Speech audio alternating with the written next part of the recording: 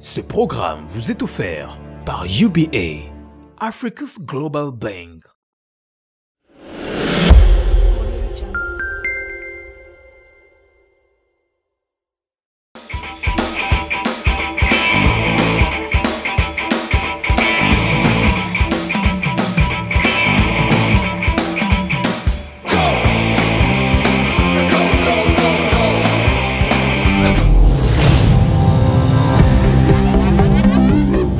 Hello and welcome to your program Young and Bold, Jeune Audacieux. Training, employment, career, sustainable development, entrepreneurship, innovation. A program that introduces young Cameroonians who have managed to stand out in the employment world. Today, I have the honor to receive a great entrepreneur with a great profile, and his name is Mr. Nyong Clement Bantar. He is a QHSE lead trainer and consultant at the Cameroon Safety Services. Exactly. Welcome here, and it's a pleasure to have you here, Mr. Nyong Clement. So how are you doing today? Doing fine, thank you, Nabila, for having me on this great platform by UBA, Young and Bold. I think it's a very good program, and yeah. Anyways, you are young, I am young, and we're going to entertain those who are watching us right now. So tell me more about your academic background, if you don't mind. Okay, I studied my high school in the Lycée Bilingue d'Edo, where I obtained an advanced level in science. Then I later on enrolled in a geoscience program at the University of Douala, where I graduated with a bachelor's degree. Yes, and from 2011 to 2020, it was a professional gap, an academic gap, but I continue with professional training because there's a difference between training and education. Professional training and education. So late 2020, I decided to go back to school. So I'm currently enrolled at the Pan-African Institute for Development, where I'm studying environment and natural resource management. Wow, so you have decided to just continue school and be like, nah, because for too long. So it's amazing to hear about it. If I may ask, how old are you? I'm 36. Okay. Oh, you're shy to tell me your age. No, I'm 36. Yeah, though people sometimes think I'm a little bit younger than that. Yeah, but I'm 36. Why I'm asking the age is because looking at you, we don't mind me, but when we look at you, we see somebody who is young, who is an entrepreneur, who knows what he wants to do in life, and then we just start questioning ourselves that, okay, if you're a QHSE lead trainer, it has asked a lot of experience and a lot of work, but before entering in this, tell us, what is QHSE lead trainer all about and consultant? Okay, QHSE is Quality, Health, Safety and Environment. When we talk of safety, we talk about protecting people, protecting company assets, and also the environment. So the role of the lead trainer and consultant is to advise organizations on how they can better stay safe in terms of activities, in terms of meeting customer requirements, in terms of satisfying customers. This is the quality aspect of it, and every organization, because the world is much impacted by the economic activities, and there's a need to protect the environment. So we also advise companies how they can better participate in protecting the environment. Safety-wise, I can take an example with UBA. They have a very secure banking system. So this is part of the objective of the safety team. Also with the COVID, they have put in place these mobile operations so people don't get to meet together and spraying up the coronavirus disease. So it's part of the QHSE consultant to advise organizations on how they can continue operating their business without interrupting, and then at the same time protecting the environment, protecting people. Wow, that's very interesting. But when we listen to it, it's not that easy to just think about, okay, I'm going to help enterprises to protect themselves and others. What inspired you to do that? Okay, so like I said,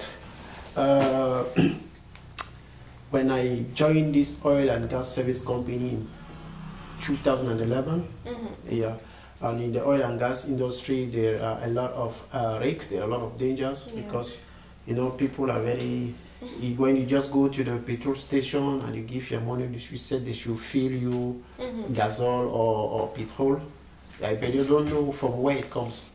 So actually, I was working in the upstream, where we have to bring up the crude oil, and there is a lot of risks, you know, because we are dealing with hydrocarbons. At any time there can be an explosion. So this industry has put in place a whole set of systems that enable them to drill the oil safely without causing any damage to the environment, without causing damage to properties, and also the people working on these platforms. So, and they invest a lot of money in that, because they have to build in system, they have to train people, you know, flying people from one part of the continent to the other just for training in that sector. So I began asking myself, like, why should they be investing much money on that? And then, because also I took a voluntary role in the company, aside of my main task, which was data engineering. But I took a side role, a voluntary role, which the company put in place as the loss prevention team. So the role of this team was to assist the company in terms of compliance, that's making sure that the employee at the well site comply with quality, health, safety, and environmental procedures. And so from there, during that 4 years, that from 2011 to 2016, I began developing a passion for it. You know, because in it I could see how things were being done despite all this danger, and nothing bad is occurring. I asked myself, why is it that this cannot be implemented in other sectors? And then also reading a report from the ILO, that's the International Labour Organization, I realized that a lot of people, 2.3 million people die every year due to work-related incidents, and also the huge impact caused by the activities, company activities, and this has led to, you know, global warming, climate change, and coupled also with the fact that just in my neighborhood there was a construction work going on, and one of the workers, you know, died because he fell from a building. And there are ways that this can be prevented. So I thought of, in 2016, putting in place my training and consulting firm, you know, called Cameroon Safety Services, with aim to actually provide these services to organizations so that they can better operate safely and protecting the environment, people, and the properties. Yeah, that's very interesting when we get into the subject. But what I'm trying to know is it like an insurance, or you prevent the risk? Because I know that insurance, they cover the risk, but do you prevent it? And if I have to ask also, is it like you concentrate on a certain company or enterprise that have a lot of risk, or you do every genre of enterprise? Okay, when it comes to risks, but before I go into that, the insurance, what the insurance does is they know that the risks exist. Yes. So they tell you, okay, if this goes wrong, we can pay you back. For example, we have this cup here. Okay, it's very expensive. For example, to UBA. Yeah, okay? Sure. If it breaks, okay, it will cost a lot to do the same cup. So the insurance is there to cover. Now the insurance will say, okay, if this cup breaks, I have to pay the money that you will need to make a new one. Yeah. So what the QHSE consultant does is to prevent this cup from breaking. Yeah, from falling and breaking. So I will now advise the company, okay, this is what you have to do so that this cup should not break. But the challenges here is that most of this is human, because it's human that cause most of the accidents that we see. So that's the difference between the insurance and us. Yeah. Now, when it comes now, what was your second question? My second question was that, is it only focused on enterprises who have a lot of yes, risk, yes. Depends on, or it's all genre? Yeah. So actually, every business, regardless of the size, the number of employees, the domain of activities, even the person doing a call box is exposed to certain risks. But because these people are unable to pay the services that we can render, we do what we call public sensitization. But our target when it comes to business, because we need to survive from what we are doing, we target high-risk industries with a high level of accidents, a history of accidents, and a lot of unconformities, because that's where we have to come in. But generally speaking, it is applied to all industries.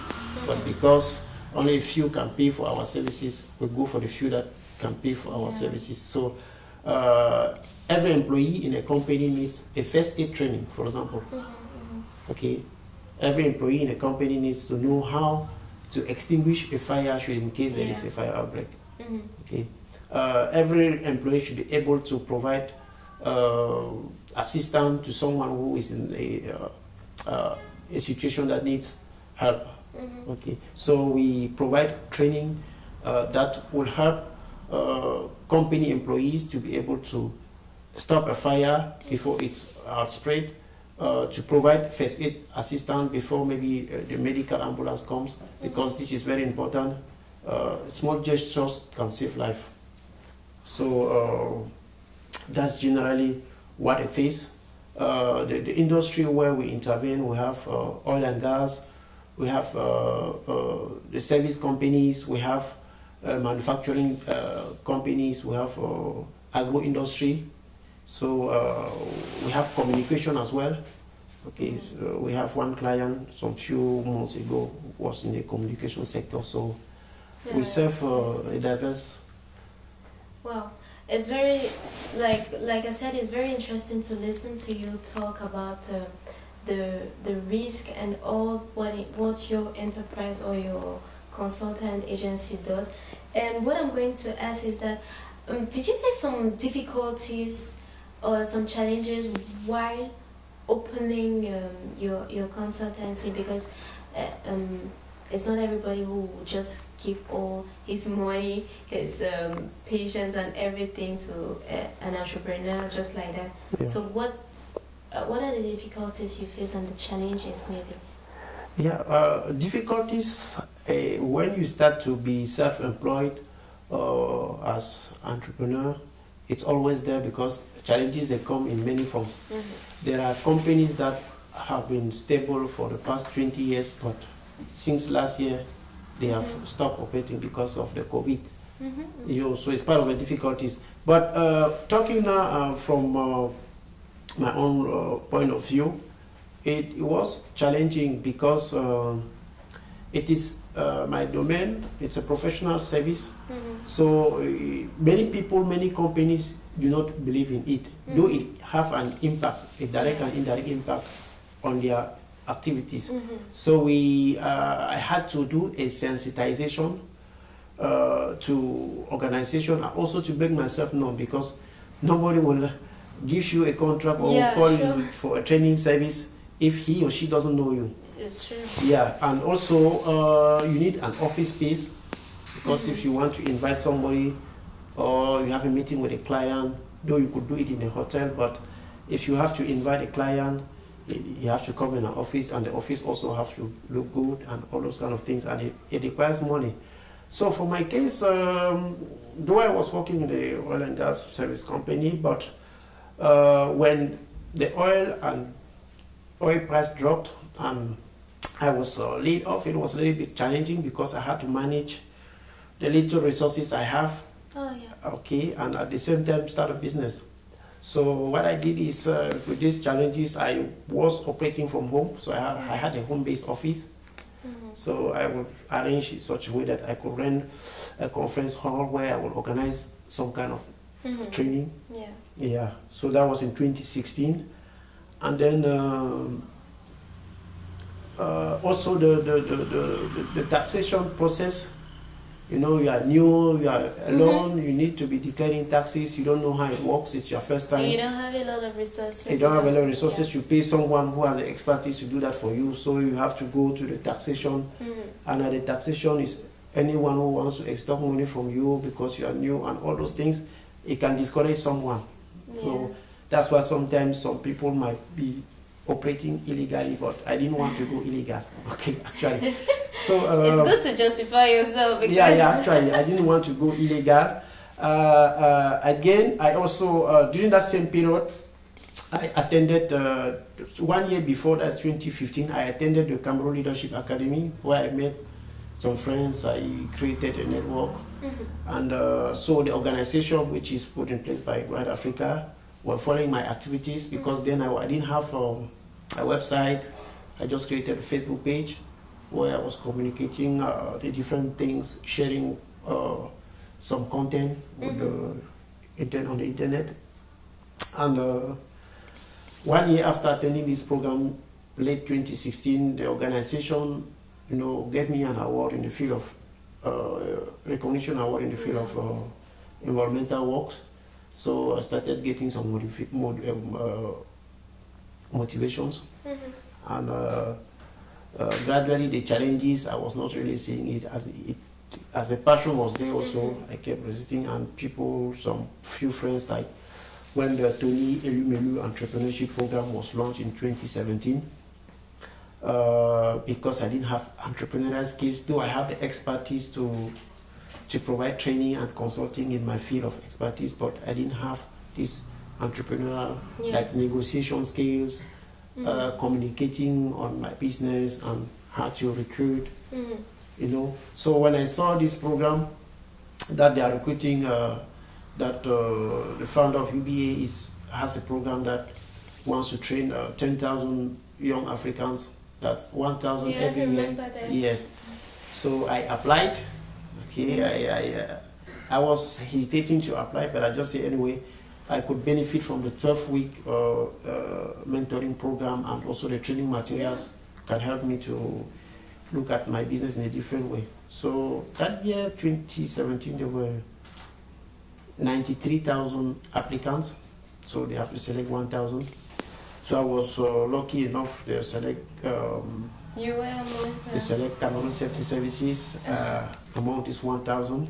So again, this motivated me more.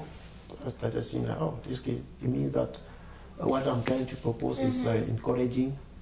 And then, went through the process, and then from there now, the grants, the funds which they are giving to these entrepreneurs, I use it now to relocate from home office to an office dedicated to the services that we offer. Wow. Yeah, so the challenges, though I try to mingle around it, but they are there. So for anyone who wants to go on selling his ideas to people, should know that it's also it's not easy, because everybody wants to be self-employed, everybody wants to be entrepreneur, but you can still work in a company and you still do a lot of things which, So the challenges, they are there. You know, you need to have an office, you need finance, you need money for that. And you cannot have an office, or you cannot be doing business, you don't have office, and maybe moving from one friend's office to another. It doesn't look professional. It doesn't look professional at all. Yeah, so the challenges I won't come to your office and be like, so you're swimming in your parlor. Yeah, so that's the challenges, but we thank God. So the clients, because it's not easy, like I said, for someone to just buy your services, especially for us who are selling intellectual expertise. Yeah, it's not like the cup that someone will see, this cup is well branded, I can buy it. Yeah. No, but you need to sell and people have to know you. Yeah. So. Wow, that's very interesting. But you opened your consultant agency in 2016, and in 2017 you were amongst the 1,000 entrepreneurs that UBA chose to finance. Exactly. My question is, in which year did your consultant agency really people started knowing about you and about it? Okay, this is a very important question because when you start a business, the only thing you are looking at, who is going to be my first customer? Yeah. You are sending out emails, you are talking to people, people don't know you yet. So, but it's a good thing. It's easier again now with this the digital world. So I was actually working on the Facebook. Like I said, I was doing publication of what I do, what I know on Facebook. The first attempt client was a German firm. Yeah. It's called Krones. They are producing this bottle for companies like brewery companies. So at first I thought it was a scam. Yeah, me too. I think it's a scam. I thought it was a scam, but I did some research, and this mail was coming from the quality assurance manager of this company. So they were asking training and consulting services in my area of expertise. Then I did not have this managerial, these entrepreneurial skills for negotiation. So my approach, when they asked me for the bill and how much would cost, so I gave it too low, and they doubt the standard. They didn't give give us the contract. They didn't give my firm the contract. They gave to a South African consulting firm.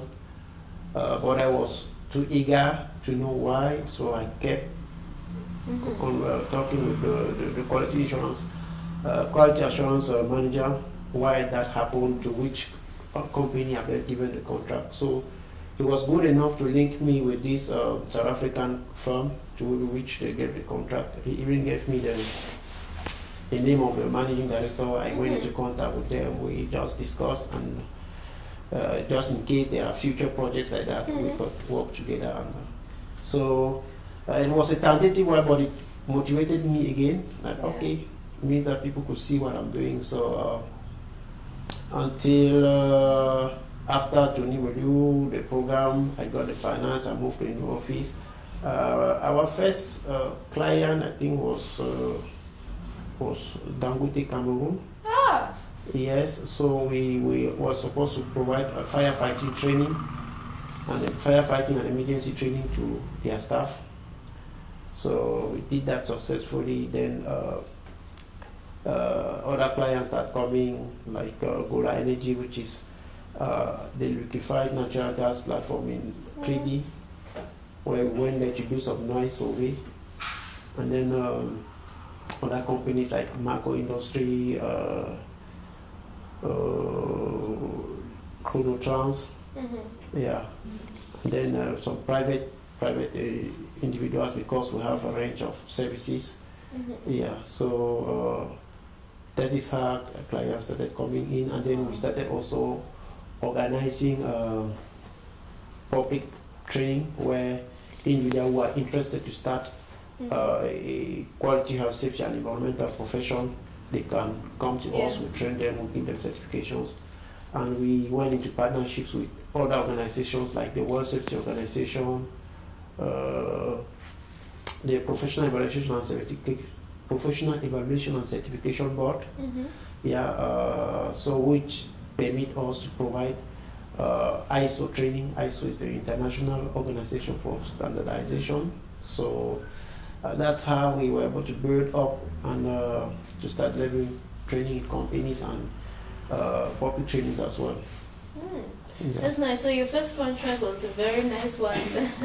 Yeah, actually it was a very nice one, and then since then we have been having these companies working with us, and yeah. Yeah, but excuse me, but you know there are so many enterprises that during the year of the COVID, when it started, they found so many difficulties. Did you see anything that really pushed you to be like, let me just focus on something else, or just continue what I'm doing? Did you face challenges as other enterprises, or your business was fine?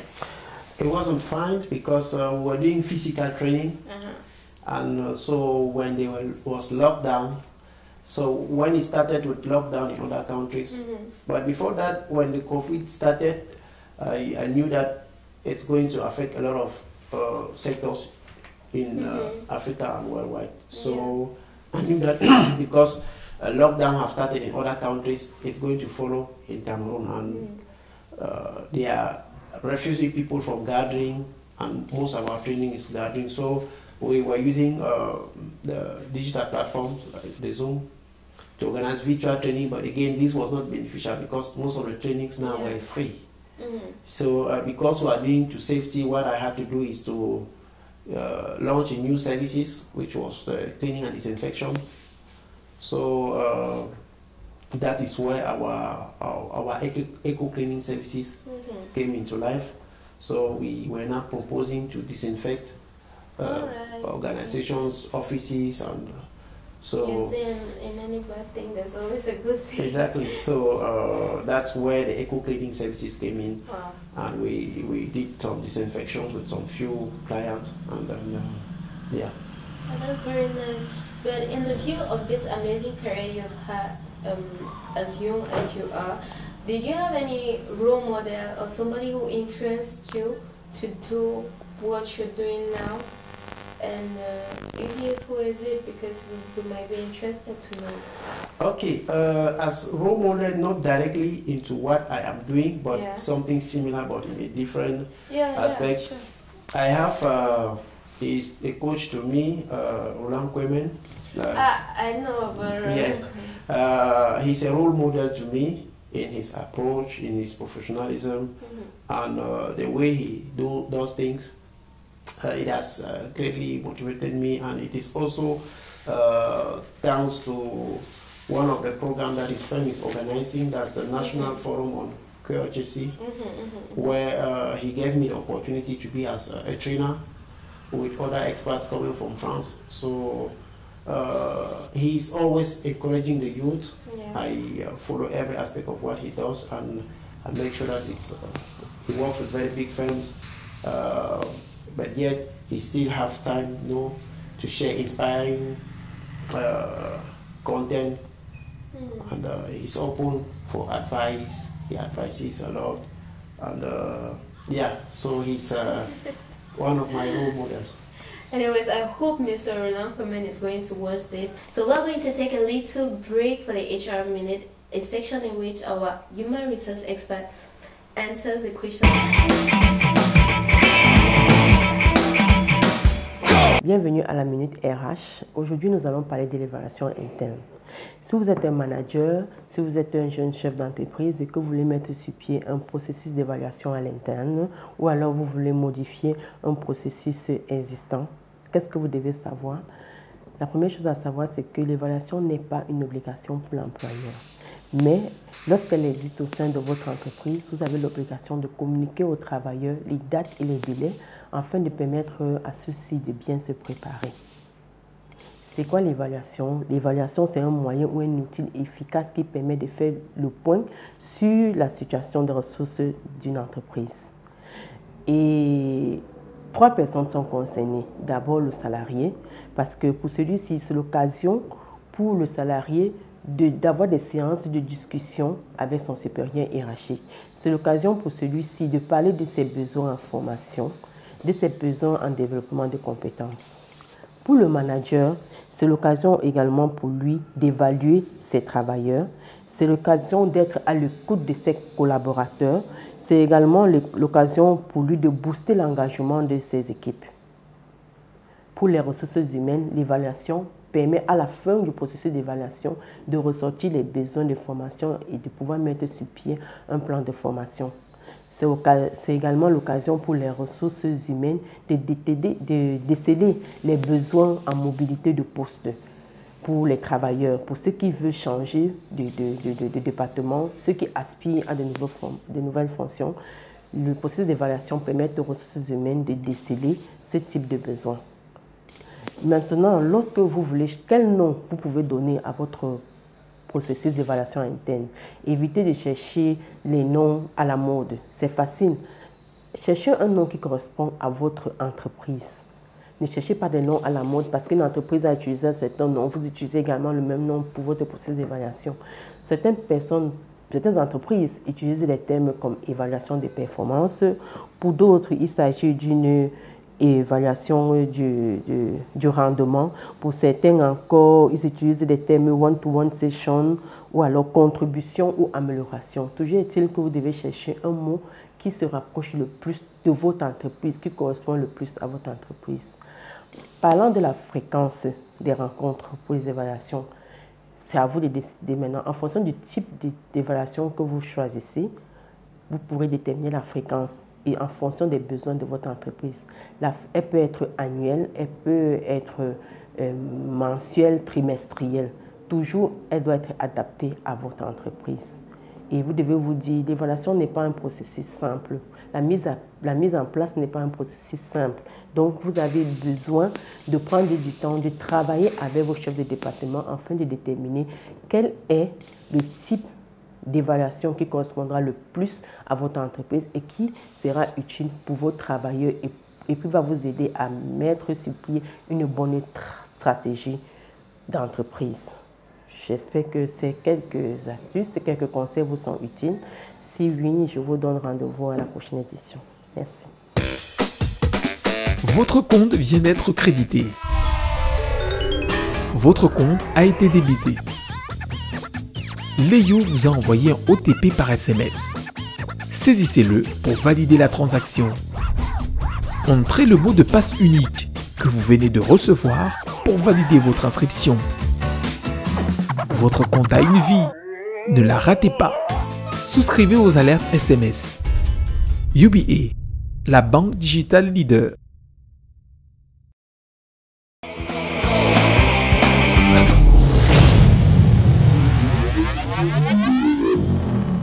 So we are back with Mr. Nyong Clement, but how are you again?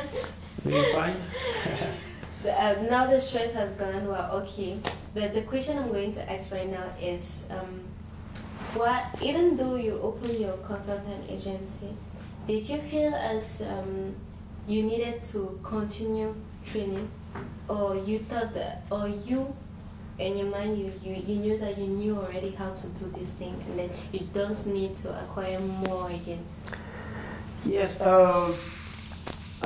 I had basic skills, and as a professional, as a consultant, you have to continuously be learning. Yes. So if you look back, when I started, the certifications I have up to now, most of the certifications I've acquired in the last 2 years, and I continue because as a consultant and a trainer, you need to be upgraded in skills because there are some trainings that require certain certifications. So to be able to deliver a particular training, you have to be certified in that domain. So in terms of training, to get myself certified with the skills, to acquire the skills, and also have the authority to deliver a training, I need to be certified. So it's a continuous process. And yeah, so if today I'm teaching people on how to implement ISO 9001, that is the International Quality Management System, I need to be certified. I need also to have experience for that, and that is what I continue to do. So learning as a professional, not only as a professional, anybody, you have to continuously be learning and getting certification, because that is what gives accreditation to what you are doing. That's very nice to hear that you didn't give up on just the knowledge you had, that you tried to push yourself to an extent. But now, tell me more about, I mean, do you think you have some goals to achieve again. I like to emphasize that you have an amazing career and which which really pushes young entrepreneurs to just look up to you. But what I want to ask is, do you have other goals you want to achieve? Like, or you're just like, okay, I just did this. This is what the goal I really wanted to attain, or you still seeing yourself going forward and this? Yeah, actually, for me, I'm still starting. Yeah. I'm still starting because the planet Earth is suffering from environmental issues, is suffering from ignorance in certain domain. So I will continue to be training. There's a program which we have launched because not one professional, not 2, 3 professionals can do what the world needs in terms of training in this area. We have put in place a program which is to train 10,000 Africans in the field of quality, health, safety and environment. So this will include different terms from how to participate in protecting the environment, you know. So we have 10,000 Africans that we have to train by 2025. Then beyond that, we'll continue to see how the trend of the world goes, and we'll be bringing in new programs that will help to protect people, the environment, and also clients or resources, assets. This is very challenging and inspiring. Well, I congratulate you for the initiative, and I think it's an amazing thing. Thank you. Right now, what is the advice you want to give to this young youth who are actually looking at us and then looking at you, because I am not an entrepreneur yeah, here. As well, because yeah, a lot of us also. Which advice would you give someone who is trying to be like you? Maybe not in the same field, or maybe in the same field, but who believes that, okay, he wants to be an entrepreneur, live from something to create his own agency? Yeah, the only thing I would say is, it's true, it's challenging, and it's an amazing thing for those who like to be, who like to handle stress, who like to face challenges, for those who don't want to take things personal, and for those who are eager also to change the world in one way or the other. It's a good path, but again, not everybody can be an entrepreneur, because you can be in a company and you have side activities that is helping the community. But if you have an idea which can bring a solution to a problem in the community, and through which you can also make ends meet, of course, you can go and eat, and this can also create employment. It can enable you to hire other people, to share what you know, because when you are in the company, you don't really know your potentials. Yeah. Especially if, sorry if I'm putting it, the state-owned companies, you don't really know your potential because you keep doing the same thing. Yeah. So for people who do not like to do routine tasks, who want to be doing new things every day, the entrepreneurial path is for you. It's challenging, but you need to start, think big, start small, and also to avoid this what Coach Roland Kwemben usually say, the ABC syndrome, that is accusing, you are blaming, and you are complaining all the time. So by the time you are on your own, it can be difficult, because maybe your project or your idea requires huge sums of money, but you can start from somewhere. Yeah, and for those who want to start something and they don't know where to start, they don't have the idea, I can say, if you are in a company and there are voluntary activities that the company offers, you can go in. You might discover your passion from there. You also have to attend networking events, because in the course of people doing things, you might come to realize that this is something I like what this guy is doing, and from there, you know, you can see how to do it either differently, or there are people who have a lot of experience in their industry, and they can decide, you know, either to share it with others through training or by advising others, and they get paid for that. So with the digital world as well, it's very easy. The government also has facilitated the creation of a company process. So there is a big opportunity. You just have to look at your own niche, look at your expertise, look at the problem, and think of how you can provide the solutions and people pay you for it. Yeah. And that way, also how it impacts the community. We are talking of sustainable development. They are not just talking. The United Nations is not just talking. It's because the world is being impacted a lot, and it's only by adopting a sustainable way of doing things that we can save the planet from its different sufferings. I can put it that way. Well, that's amazing, amazing, amazing. Anyways, it was a pleasure to have you, Mr. Nyong. So we have reached the end of this program. It was your program, Young and Bold, Jeune Audacieux. We had an amazing guest, and I hope you enjoyed his profile. His name is Mr. Nyong Clement Bantar. He's the QHSE lead trainer and consultant at Cameroon Safety Services. Don't hesitate to contact him. And it was Nabila. See you next time on the next episode of Young and Bold.